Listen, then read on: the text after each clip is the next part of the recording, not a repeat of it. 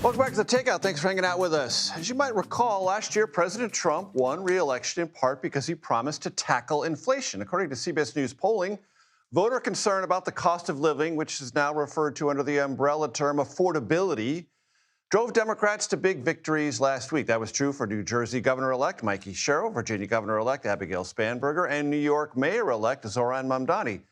Trump had this take about all of that last week. The affordability is much better with the Republicans. The only problem is the Republicans don't talk about it. And Republicans should start talking about it and use their heads. The whole series of pricing and costs, you know, the groceries and everything else, it was a con job. It was a con job. Affordability, they call it, was a con job by the Democrats. The reason I don't want to talk about affordability is because everybody knows that it's far less expensive under Trump than it was under sleepy Joe Biden. Kelly O'Grady joins me now. Kelly, great to see you. Thanks so much for your help. A flurry, I keep using that word because that's the only way to describe it over the weekend. $2,000 checks from tariff revenue, a 50-year mortgage, direct payments to go for health insurance, $10,000 now today for air traffic controllers who showed up for work. The president is trying to wade into this thing that was perceived to be a political problem for Republicans just last Tuesday.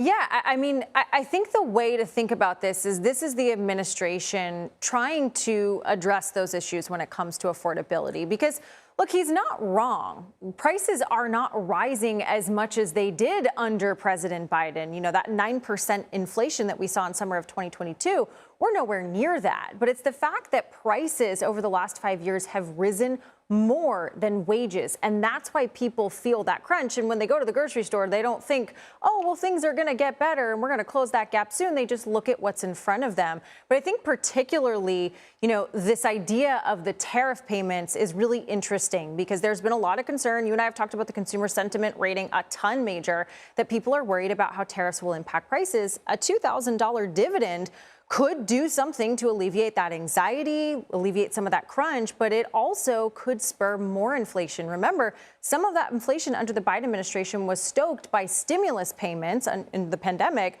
This could be something similar. And of course, we don't love what that does for the national debt.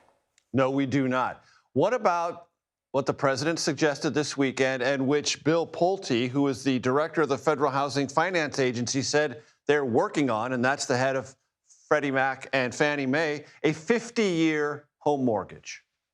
Well, this kept me really busy today, Major. And as a potential first-time buyer, I was really interested in this. So I did a bunch of research into the pros and cons. The pro is on that affordability front. It makes that monthly payment significantly lower.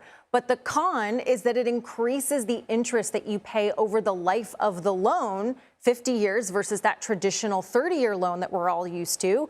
It's a lot more. And so critics are saying you're going to build less equity up front in that term. It's going to take you longer to own your home. But proponents are saying, hey, I just want to get in the game. I want to be able to have that ownership. And I go back to FDR and the birth of the 30-year mortgage. That happened right after the Great Depression, and it was to try and make it more affordable to own a home. So definitely a lot of proponents and critics here, but just that idea of taking on so much debt, some people say you might die before you pay off your mortgage. It is interesting to see the president so favorably compare himself to Franklin Delano Roosevelt, at least on this. Kelly O'Grady, thank you so very much.